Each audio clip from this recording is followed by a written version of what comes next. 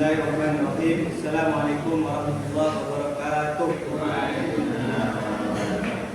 Alhamdulillahirabbil alamin wa bihi nasta'in ala dunya waddin. Wassalatu wassalamu ala asyrofil anbiya'i wal mursalin sayyidina Muhammadin wa ala alihi washabbihi ajmain. Yang saya taklimi pengasuh Pondok Pesantren Zainul Sandinggo Al-Mukarram Kiai Haji Muhammad Hasan Taufiq Allah SHM. Yang saya hormati Rektor Universitas Islam Zainul Sandinggo Dr. Abdul Aziz Wahab SHMAG. Yang saya hormati dosen pengampu mata kuliah Sistem Informasi Manajemen Dr. Ulwi Rahman MPD. Baik, langsung saja di sini saya akan menjelaskan mengenai faktor-faktor yang mempengaruhi dalam pengambilan keputusan. Yang pertama yaitu ada posisi atau kedudukan, yang kedua yaitu ada masalah, yang ketiga yaitu ada situasi, yang keempat yaitu ada kondisi, dan yang terakhir yaitu ada tujuan. Baik, saya akan menjelaskan satu persatu. Untuk yang pertama yaitu posisi atau kedudukan. Dalam hal ini posisi dapat dilihat dari dua hal, yaitu letak posisi sebagai pembuat keputusan atau penentu dan para staf-staf. Yang kedua yaitu dapat dilihat dari tingkatan posisi, yang mana hal ini sebagai peraturan strategi untuk pengambilan suatu keputusan atau kebijakan. Yang kedua yaitu masalah. Masalah sangat berpengaruh terhadap pengambilan suatu keputusan. Mengapa demikian? Karena jika masih ada masalah yang masih belum teratasi atau tertangani, sulit bagi kita untuk mengambil suatu keputusan atau kebijakan. Makanya hal ini sangat berpengaruh untuk penghambat dalam mengambil sebuah keputusan.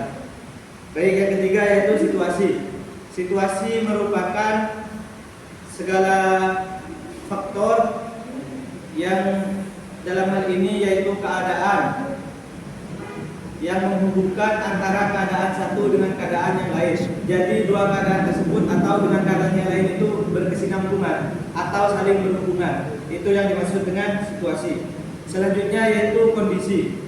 Kondisi adalah keseluruhan faktor yang secara bersama-sama menjadi faktor penggerak atau menjadi kemampuan kita untuk mengambil sebuah keputusan.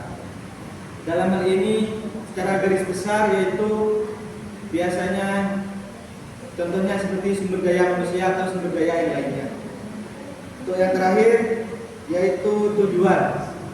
Tujuan tidak kalah penting sebagai faktor dalam pengambilan suatu keputusan. Karena apabila kita memiliki tujuan, maka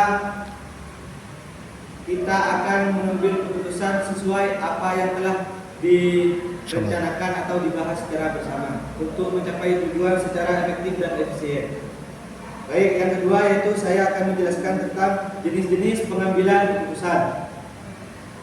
Secara umum, jenis-jenis pengambilan keputusan dibagi menjadi tiga, yaitu keputusan berdasarkan tingkat, yang kedua keputusan berdasarkan regularitas, dan yang terakhir yaitu keputusan berdasarkan lingkungan. Untuk yang pertama yaitu keputusan berdasarkan tingkat. Dalam suatu lembaga atau organisasi ada yang namanya hierarki manajemen, yang mana secara klasik hierarki ini dibagi menjadi tiga tingkatan. Yang pertama yaitu manajemen puncak, yang kedua yaitu manajemen menengah, dan yang ketiga yaitu manajemen tingkat bawah. Selanjutnya keputusan yang berdasarkan regularitas. Di sini terbagi menjadi dua, yaitu pengambilan keputusan terprogram dan pengambilan keputusan tidak terprogram. Untuk pengambilan keputusan terprogram ini yaitu pengambilan keputusan yang bersifat berulang-ulang dalam menyelesaikan masalah. Yang dalam hal ini itu terdapat tiga aspek yang sangat penting dalam pengambilan keputusan. Yang pertama yaitu prosedur atau langkah-langkah dalam mengambil keputusan. Yang kedua yaitu peraturan yang di dalamnya terdapat hal yang boleh dilakukan atau hal yang tidak boleh dilakukan dalam mengambil sebuah keputusan. Dan yang terakhir yaitu kebijakan atau sebagai pedoman dalam kita untuk mengambil sebuah keputusan. Yang terakhir yaitu mengambil keputusan berdasarkan lingkungan. Untuk ini keputusan berdasarkan lingkungan terbagi menjadi 4 kelompok. Yang pertama yaitu pengambilan keputusan dalam kondisi pasti. Yang kedua yaitu pengambilan keputusan dalam kondisi beresiko. Yang ketiga yaitu pengambilan keputusan dalam kondisi tidak pasti. Dan yang terakhir yaitu pengambilan keputusan dalam kondisi konflik atau bertentangan. Baik, mungkin hanya itu yang dapat saya sampaikan. Kurang lebihnya saya mohon maaf. Ihdinas siratal mustaqim. Wassalamualaikum warahmatullahi wabarakatuh.